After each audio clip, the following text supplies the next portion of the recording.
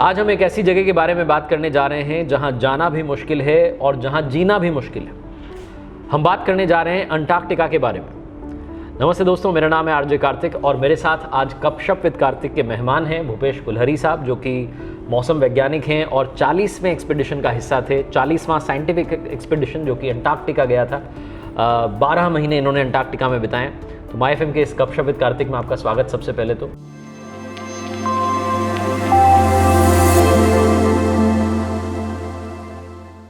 कैसे हैं आप? मैं बड़े धन्यवाद सर। कितना समय हो गया आपको वापस आए? मेरे को महीना भर हो गया। महीना भर हो गया। ठीक लग रहा है अभी इधर? थोड़ा ठीक लग रहा है। थोड़ा ठीक लग रहा है। 12 महीने जो आपने अंटार्कटिका में बिताए उसके बारे में मैं चाहता हूँ कि आप जनता को बताएं, थोड़ा सा उन्हें अवेयर करें कैसी सिचुएशन होती हैं, क्या क्लाइमेट कंडीशंस होती हैं, क्योंकि हम सब ने साइंस बुक्स में सिर्फ अंटार्कटिका के बारे में पढ़ा है, लेकिन आज मैं पहली बार ऐसे इंसान से मिल रहा हूँ जो 12 महीने वहाँ बिता करके आया है। मैंने सुना है कि साउथ पोल में 6 महीने दिन 6 महीने रात होती है, ऐसा कुछ था? Exactly sir. आपके वहाँ पर था ऐसा कुछ? अपना स्टेशन है वो साउथ पोल से अराउंड 2000 किलोमीटर नज़दीक है, इस तरफ है। तो वहाँ पे 2.5 महीने की रात होती है, 6 महीने की नहीं होती है। एग्जैक्टली साउथ पोल पे 6 महीने की होती है। एग्जैक्टली साउथ पोल पर 6 महीने की रात और 6 महीने के दिन। आप जहाँ थे वहाँ 2.5 महीने की? 2.5 महीने की रात होती है वहाँ पे। अच्छा, सबसे पहले तो ये बताइए कि आपने 12 महीने की इस अंटार्कटिका में जो जीवन बिताया, जो जीवन यात्रा रही, उससे क्या सीखा? अंटार्कटिक जर्नी जो रही मेरी 12 महीने की रही, उसमें एज ए साइंटिफिक मेंबर मैंने एक डिफरेंट क्लाइमेट देखा, डिफरेंट वेदर कंडीशन ऑब्जर्व करने को मिली जो रिसर्च पर्पज़ के लिए हम लोग यूज़ करते हैं। राइट। और एक डिफरेंट वेदर क्लॉक समझो आप जिसको, कि 2.5 महीने के दिन और फिर एकदम से 2.5 महीने की रात हो गई है। Right. तो ये एक साइंटिफिक एक्टिविटी के लिए, ऑब्जर्वेशन के लिए एक स्पेशल पैरामीटर मुझे देखने को, ऑब्जर्व करने को मिले। राइट। एक चीज़ बताइए कि आपको वहाँ जाने की इंस्पिरेशन कहाँ से मिली? क्योंकि आम आदमी तो नहीं सोच सकता, मैंने तो कभी नहीं सोचा कि मैं अंटार्कटिका जाऊँगा, और जो साइंटिस्ट होंगे उनमें भी बहुत कम सोचते होंगे कि वहाँ जाना है, क्योंकि बहुत ही टफ है 12 महीने वहाँ बिताना। आपने कहाँ से इंस्पिरेशन ली है? सर मेरी पोस्टिंग जयपुर से पहले हिमाचल शिमला में रही है जी। तो वहाँ पे मेरे एक सीनियर साइंटिस्ट थे, डॉक्टर मनमोहन सिंह जी। वो 1997 में एक्सपीडिशन करके आए थे अंटार्कटिका में। तो एक बार ऐसे ही बातें चल रही थी कि यहाँ बर्फ़ ज़्यादा गिरती है शिमला में।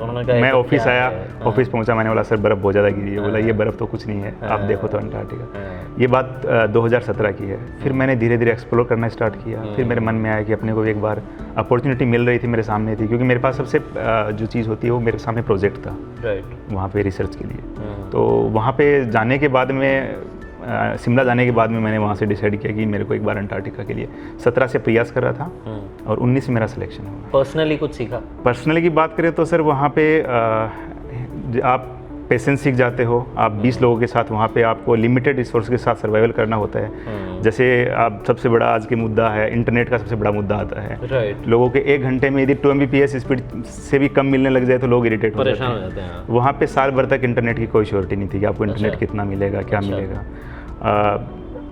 घर पे जो बात होती थी, महीने में हमें 20 मिनट ही अलाउ होते थे। 1 महीने में 20 मिनट की आप कॉल कर सकते हो। तो पेशेंस आपने सबसे पहले तो वहाँ सीखा? बिल्कुल सर। दूसरी चीज़ क्या सीखी आप? दूसरी सीख सर, लिमिटेड रिसोर्सेज में आपको सारे काम करने हैं वहाँ पे। वहाँ पे जैसे खाने पीने की चीज़ें हुई, वहाँ पे लोगों का जो 20 लोग हैं उन्हीं को सारे काम करने होते हैं। तो आपको एक उसमें किसी का टेम्परामेंट सूट नहीं करता है, किसी का करता है, लेकिन आपको सभी लोगों के साथ मिल के काम करना होता है। राइट। तो ये कुछ बातें हैं जो इन्होंने सीखी हैं, लेकिन अब थोड़ा बताइए कि कैसे वहाँ तक पहुँचे, क्या रूट रहता है, क्या रूट आपने लिया, कितना समय लगा जाने में, और जब वहाँ पहुँच गए तो फिर क्या क्या देखा? सर सबसे पहले बात करें तो मैं जयपुर से अंटार्कटिका के लिए निकला। सबसे पहले हम लोग गोवा पहुँचे। राइट। गोवा से हम लोगों ने शिप के द्वारा हमारी जर्नी स्टार्ट की। ये आपने जो जर्नी मैं आपको मैप में दिखाता हूँ। तो ये जो जर्नी स्टार्ट की, ये जर्नी वाया केप टाउन, हम लोग वहाँ पहुँचे अंटार्कटिका में। तो केप टाउन अंटार्कटिका पहुंचने के लिए केप टाउन में हम लोग इसलिए जाते हैं क्योंकि वहाँ पे फ्यूल लेना होता है, वहाँ से फ्रेश फूड लेना होता है, क्योंकि केप टाउन लास्ट कंट्री है। Right. South Africa last country है उस रीजन की। उसके बाद में कोई भी ह्यूमन सिविलाइजेशन नहीं है, मतलब कोई भी लाइफ नहीं है उसके आगे। उसके बाद कोई लाइफ नहीं है। ठीक है। तो हम जब शिप के थ्रू जाते हैं तो केप टाउन से निकलने के बाद में अंटार्कटिक सर्किल आता है 60 डिग्री साउथ पे। वहाँ पे क्या सी फ्रोजन होना स्टार्ट हो जाता है। अच्छा। आपको आइसबर्ग दिखने को मिलेंगे, जैसे टाइटैनिक मूवी में दिखाया गया है उस टाइप के आइसबर्ग होते हैं। राइट। और वो अभी जो शिप जाता है वो आइस क्लास शिप जाता है। अच्छा। वो क्या है कि आइसबर्ग को भी बाईपास करके जा सकता है, बर्फ़ को तोड़ते हुए जा सकता है। कैसे बनाया गया है वो आइस क्लास शिप जो है? वो टेक्नोलॉजी मुझे आइडिया नहीं है शिपिंग का इतना कि वो क्या है। जैसे ये आइसबर्ग है, ये तो ये आइसबर्ग दिखते हैं और ये आइस सीट है। तो इसको तोड़ने में सक्षम है। लेकिन तोड़ने का प्रोसेस इतना रिजिड होता है कि लास्ट 25 किलोमीटर हमने 12 दिन में कवर किए। मतलब आपको 25 किलोमीटर की जर्नी के लिए 12 दिन का पेशेंस रखा हम लोग रखा। और उस 12 दिन की जर्नी में जैसे मैं आपको वीडियो में दिखाता हूँ कि कैसे हम लोगों ने शिप जो है वो बर्फ़ को तोड़ता है। एक थिकनेस तक तो तोड़ता है, उसके बाद में शिप से भी वो बर्फ़ नहीं टूटती है। तो फिर हम लोगों को हेलीकॉप्टर से, जो शिप में हम जैसे 2 हेलीकॉप्टर लेके गए थे, तो उन हेलीकॉप्टरों के द्वारा हम लोग स्टेशन पे ट्रांजिट होते हैं। और फिर वहाँ से कितना टाइम लगता है हेली राइड में? हेली राइड में सर 1 आवर के अराउंड टोटल 1 आवर के अराउंड लगता है। हाँ। अच्छा, जब आप निकले, गोवा से निकले, आप केप टाउन पहुंचे, तब तक तो बड़ा मज़ा आ रहा होगा। मतलब मैं एक ह्यूमन टेंडेंसी बता रहा हूँ कि भाई मैं जा रहा हूँ अंटार्कटिका। फिर आप कह रहे हैं कि अंटार्कटिक सर्किल आया है ना, 60 डिग्री साउथ।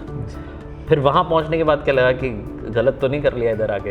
ऐसा कुछ लगा? एक भी बार लगा? नहीं, शिप की जर्नी में सर नहीं लगा। शिप की जर्नी में एक बार रोरिंग 40 जाते हैं साउथ में। वहाँ पे क्या होता है कि 2 करंट होते हैं, वो मिलते हैं वहाँ पे शिप बहुत ज़्यादा हिलता है। तो हम लोगों ने 8 दिन, हमारी जर्नी इतनी थी कि 8 दिन पूरे शिप के जितने भी हमारे मेंबर थे किसी ने खाना नहीं खाया। अच्छा। 8 दिन तक कंटिन्यू वोमिटिंग होती रही, जिसको सी सिकनेस बोलते हैं। तो थोड़ा उस टाइम टफ लगा। उसके बाद में क्या है कि सब कुछ नया था हमारे लिए, तो क्यूरियोसिटी थी कि अब आइसबर्ग आ रहे हैं, लाइफ में पहली बार आइसबर्ग देखे। पहली बार एक ऐसा सब कुछ चारों तरफ वाइट ही वाइट है। फिर जब हम लोग गए उस टाइम वहाँ डे चल रहा था, जिसको विंटर डेज बोलते हैं, समर डेज बोलते हैं। तो वहाँ पे हम देख रहे हैं कि सूरज छिप ही नहीं रहा है। वहाँ पे कोई डायरेक्शन नहीं है, सूरज चारों तरफ घूम रहा है। अभी जैसे अपने ईस्ट में निकल के और वेस्ट में छिप जाता है, वहाँ आपके चारों तरफ घूमेगा। रात को 2 बजे हैं तो भी सूरज दिख रहा है, दोपहर को 12 बजे हैं तो भी सूरज दिख रहा है। तो सब कुछ हमारे लिए एक नया था। अच्छा, थोड़ा सा मैं आपकी फैमिली के बारे में बात करना चाहता हूँ। कौन कौन है फैमिली में और उनका क्या रिस्पॉन्स था जब आपने कहा कि मैं तो एक्सपीडिशन का हिस्सा बनना चाहता हूँ, मैं तो अंटार्कटिका जाना चाहता हूँ? कैसे रिस्पॉन्ड किया उन्होंने? मैंने सबसे पहले मेरी फैमिली में मम्मी पापा हैं, वाइफ है, एक मेरा छोटा बच्चा है। तो सबसे पहले मैंने मम्मी पापा और वाइफ को एक साथ बिठाई, कन्विंस किया कि ऐसे एक्सपीडिशन है और एक गवर्नमेंट ऑफ इंडिया का एक प्रेस्टिजियस एक्सपीडिशन है जिसका मैं हिस्सा बनना चाहता हूँ। राइट। तो कन्विंस करने के बाद में वो लोग मान गए कि ठीक है, यदि आपकी इच्छा है तो जाइए आप। बिल्कुल। अच्छा, आपकी इच्छा थी, आप वहाँ गए, आप इस एक्सपीडिशन का हिस्सा बने। कितने लोग थे और टीम्स थी, कैसे था एक्सपीडिशन? सर इसमें टोटल 41 मेंबर थे गवर्नमेंट ऑफ इंडिया की तरफ से, इंडियंस जो थे, जिसमें 20 लोग भारतीय स्टेशन पे थे और 21 लोग मैत्री स्टेशन पे थे। आप कौन से स्टेशन में थे? मैं भारतीय स्टेशन पे था सर। और भारत के 2 स्टेशन हैं वहाँ पर? अभी वर्किंग में 2 स्टेशन है सर। और पहले अपने टोटल 3 स्टेशन हैं। सबसे पहले 82 में दक्षिण गंगोत्री बना था, जो 89 में खाली कर दिया गया क्योंकि वो आइस शेल्फ पे था और वो पूरा अभी तक दब चुका है, अभी उसका कोई नामो निशान नहीं है। दक्षिण गंगोत्री। तो अब 2 हैं, मैत्री और भारती। और आप? मैं भारती में थे। अच्छा, ये बताइए कि बहुत सारे लोग भी ये जानना चाहते हैं कि वहाँ रहना, खाना पीना, जीना, ये लाइफस्टाइल क्या होती है वहाँ की? थोड़ा वो बताइए। सर वहाँ पे जो लाइफस्टाइल होती है वो यहाँ के हिसाब से तो नहीं होती कि सुबह सूरज उग गया और अपने को ब्रेकफास्ट करना है। वहाँ पे अपनी बॉडी के बायोलॉजिकल क्लॉक को अपने अलार्म के साथ सेट करना होता है। एक्सट्रीम कंडीशंस की बात करते हैं हम। अंटार्कटिका के बारे में सबने सुना है कि जीवन बहुत मुश्किल है। सबसे टफेस्ट सिचुएशन कब आई, सबसे एक्सट्रीम कंडीशन कब आई? सर यदि एक्सट्रीम कंडीशन की बात करें तो वहाँ पे 2 चीज़ें सबसे टफ हैं रहने के लिए। पहला है ब्लिजार्ड्स। ब्लिजार्ड्स में क्या होता है कि विंड स्पीड होती है वो 130-140 किलोमीटर पर आवर की होती है। आप और ब्लिजार्ड्स जो चलते हैं वो 3-3, 4-4 दिन, वीकली एक वीक तक कंटिन्यू चलते हैं, जिसमें विजिबिलिटी 0 होती है। आपको बाहर काम के लिए भी जाना होता है। आपका गए उसमें काम पर ना? हाँ सर, मैंने हम लोग 2 या 3 लोग ग्रुप में एक दूसरे को रस्सी बांध के हम लोग जाते थे। हमारा खाना भी बाहर रखा होता था, उसको अंदर लेके आना है, काम करना है। इस कंडीशन में कि आप जैसे सीवियर साइक्लोन से भी भयंकर कंडीशन होती है, उसमें आपको काम करना होता है। तो दूसरा जो 1000 CS कंडीशन है वो है क्रेवासेज। क्रेवासेज क्या होता है कि पूरा वहाँ पे स्नो है। राइट। स्नो बीच में से क्रैक हो गया। अच्छा। अब वाइट में क्या है, आपको दिखेगा नहीं, वो जो क्रैक हुआ पार्ट है वो आपको दिखेगा नहीं। राइट। आप जा रहे हो और वो जो गहराई है वो 3 किलोमीटर भी हो सकती है, 4 किलोमीटर भी हो सकती है। आपको कोई अंदाज़ा नहीं होगा उस गहराई का। कभी ऐसा सिचुएशन आई, कभी बचे आप इससे? ऐसी सिचुएशन बहुत कम आती हैं क्योंकि हम लोग GPR यूज़ करते हैं, ग्राउंड पेनिट्रेशन राडार होता है। वो एक छोटा सा खिलौने के जैसा ट्रक होता है, वो हमारे व्हीकल्स के आगे चलाते हैं। तो वो बता देता है कि आगे खड्डा है या नहीं है, और उस GPR को हम लोग रस्सी से बांध के रखते हैं क्योंकि खाई में वो गिर गया तो हम उसको वापस निकाल सकते हैं। तो बहुत ही सावधानी पूर्वक हम लोग बाहर निकलते हैं। जिस भी रास्ते जाते हैं हम एक कदम रखते हैं, उससे पहले हम GPR यूज़ करते हैं। तो अपने राजस्थान में कहावत है ना, दूध का जला छाछ भी फूंक फूंक के पीता है। यस सर, वैसी ही कंडीशन थी वहाँ पे। चले वहाँ पर। बिल्कुल। कपड़े आपने बहुत सारे पहने हैं, थोड़ा उसके बारे में बताइए। सर कपड़ों की वहाँ पे लगभग 4 लेयर हम पहनते थे। 4 लेयर? Yes sir. और जो 4 लेयर पहनते थे उसमें सारी थर्मल लेयर्स होती थी जी। अब बाहर जो पूरा ओवरसूट होता था उसको हम लोग डांगरी बोलते थे। और ये इतना मजबूत होता था कपड़ा कि इसमें आप पे ऊपर से पानी डाल दो या फिर इसमें कितनी भी विंड की हवा इसके सामने चला दो, इसको पेनिट्रेट नहीं कर पाएगी इस कपड़े को। शूज़ जो होते थे वो इतने हेवी होते थे, मुझे लगता है कि वो 5 से 6 किलो के हमारे शूज़ थे। 6 किलो के जूते पहने? घुटनों तक के जो पहने होते थे वो 5-6 किलो के शूज होते थे हमारे। तो चलने की प्रैक्टिस पहले यहाँ कर ली थी इंडिया में? हाँ, वो जो ITBP का मैंने बात की है, ट्रेनिंग की बात की है, वो हम लोग सारी चीज़ें हमें सिखाते हैं। सारी चीज़ें सिखाते हैं। खाने की बात करें, खाने का स्वाद कैसा था उधर? क्योंकि खाना तो सारा पैक्ड फूड था। यस सर, जो खाना वहाँ पे जाता है वो वैसे गवर्नमेंट ऑफ इंडिया हमारे लिए बहुत फैसिलिटी प्रोवाइड करती है वहाँ पे। लेकिन वहाँ की कंडीशन ऐसी है, आप खाना लेके जाओगे तो 1 साल आपको पहले खाना पहुँचेगा।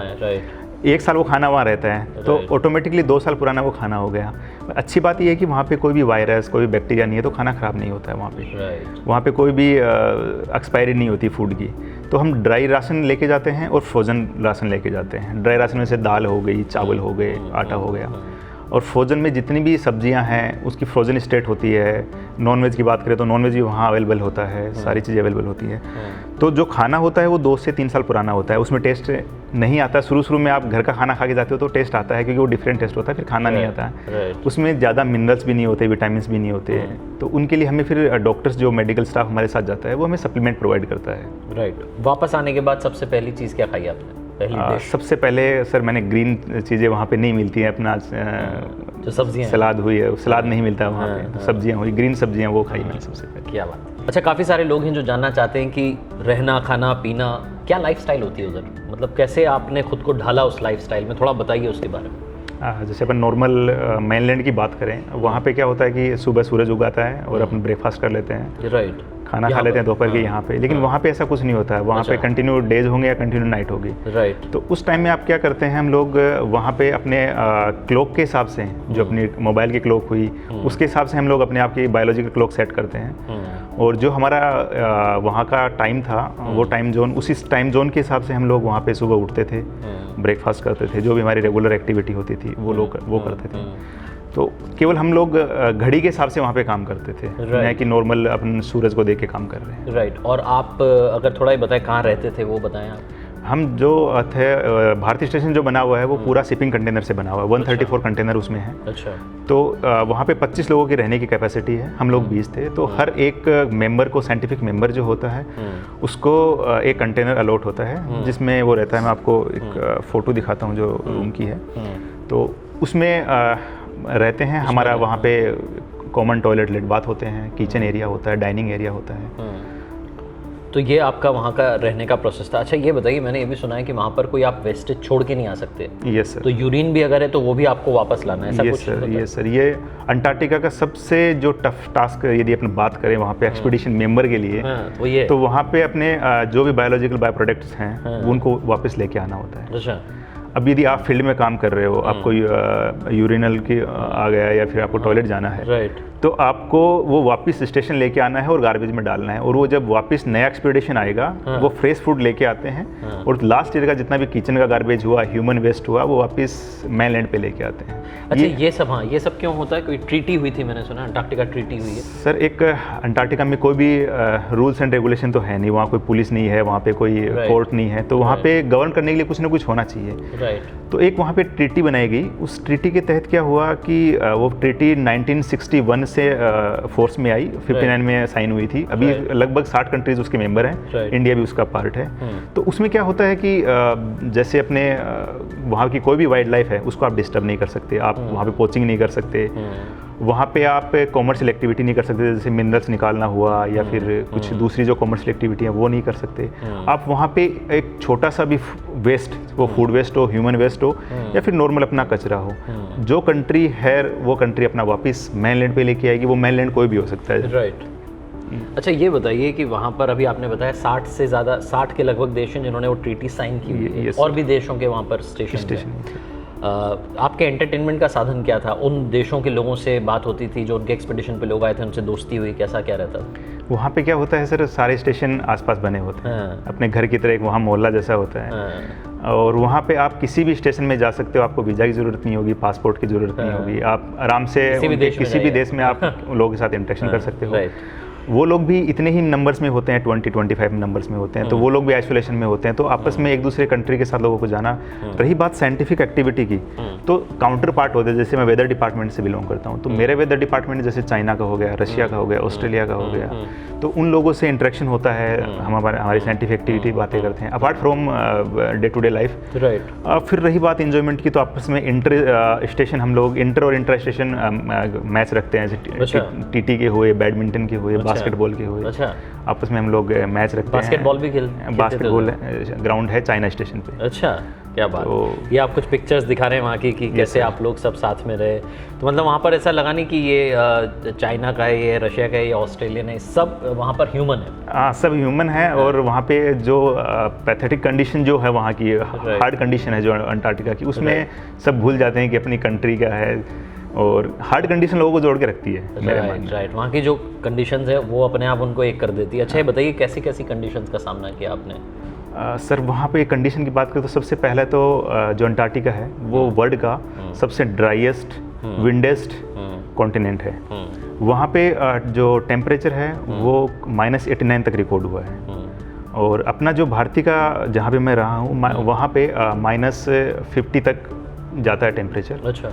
और जो एवरेज टेम्परेचर की बात करें तो -25 -30 वहाँ एवरेज टेम्परेचर रहता है। जो विंड स्पीड की बात करें, जिसको अपन सीवियर साइक्लोन बोलते हैं, यदि इंडिया में आता है, उड़ीसा पे सीवियर साइक्लोन आ रहा है, वैसा सीवियर साइक्लोन वहाँ सप्ताह में एक दिन देखने को मिलता है, उससे भी ज़्यादा, क्योंकि विंड स्पीड है ना वहाँ पे 130-140 किलोमीटर पर आवर की स्पीड वीक में एक बार देखने को मिल जाती है वहाँ पे। जी। अभी अब एक बात और बताइए कि दवाइयाँ लेके जाते हो आप लोग वहाँ पर? ये सर हमारे साथ डॉक्टर मेडिकल टीम जाती है, 2 डॉक्टर्स जाते हैं। और वहाँ पे जो बेसिक मेडिकल फैसिलिटीज़ हैं, वहाँ पे एडवांस मेडिकल फैसिलिटी अवेलेबल नहीं है, बेसिक मेडिकल फैसिलिटी अवेलेबल है वहाँ पे। और अभी आप मुझे बता रहे थे कि वहाँ पर जाने के बाद कोल्ड नहीं होता है, फिर सीधा हाइपोथर्मिया होता है, और उसमें टाटा बाय बाय हो जाता है। हालांकि ऐसा कुछ हुआ नहीं।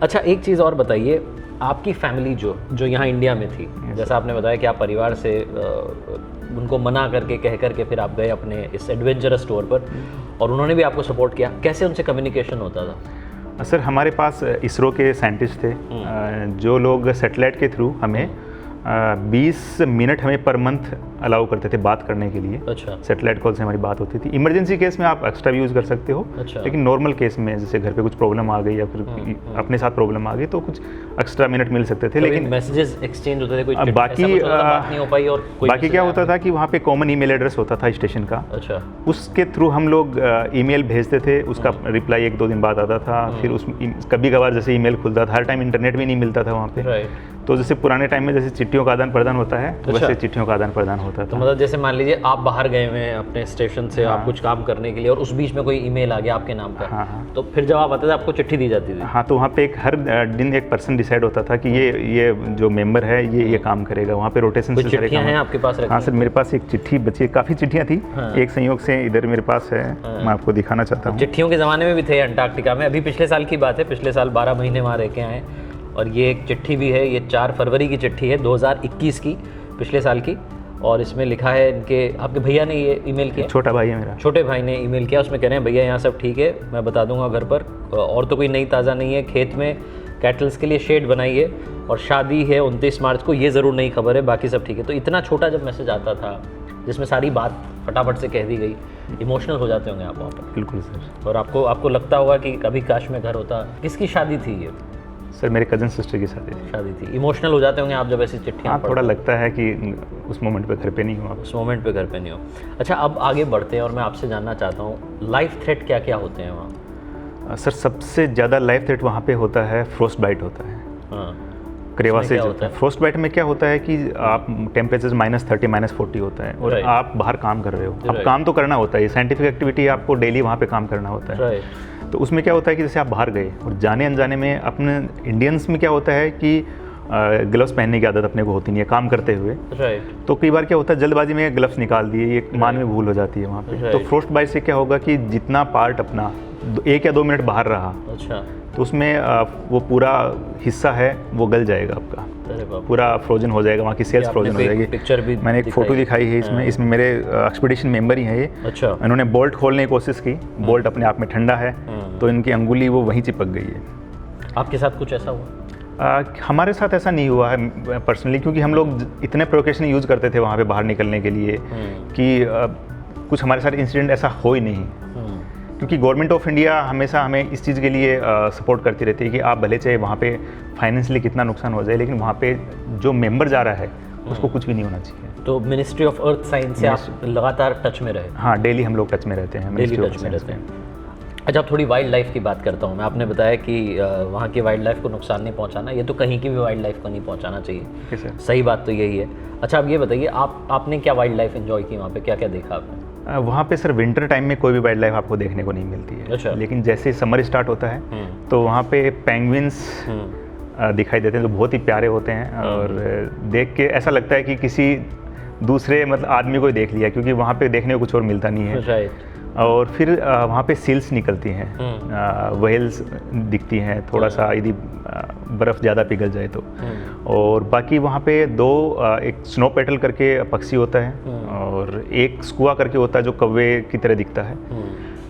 2 तरीके के पक्षी देखने को मिले हमें पूरे साल में। टोटल 4 एनिमल हमें पूरे साल में देखने को मिले। 4 मिले, चारों देख लिया आपने? हाँ। अच्छा, अब ये बताइए नेचुरल फिनोमिना कोई देखा आपने जो हम काफ़ी देखते हैं? मैं मतलब इंटरनेट पे देखता हूँ अंटार्कटिका के बारे में, तो काफ़ी ऐसी ऐसी तस्वीरें आती हैं जो देख के लगता है कि काश मैं भी देख पाता। ऐसा कुछ आपने देखा? सिर्फ वहाँ पे एक स्पेशल फिनोमिना होता है, पोलर नाइट्स का होता है। अच्छा। पोलर नाइट्स में अरोरा करके एक फिनोमिना है जो वहाँ पे आप दिखाएं।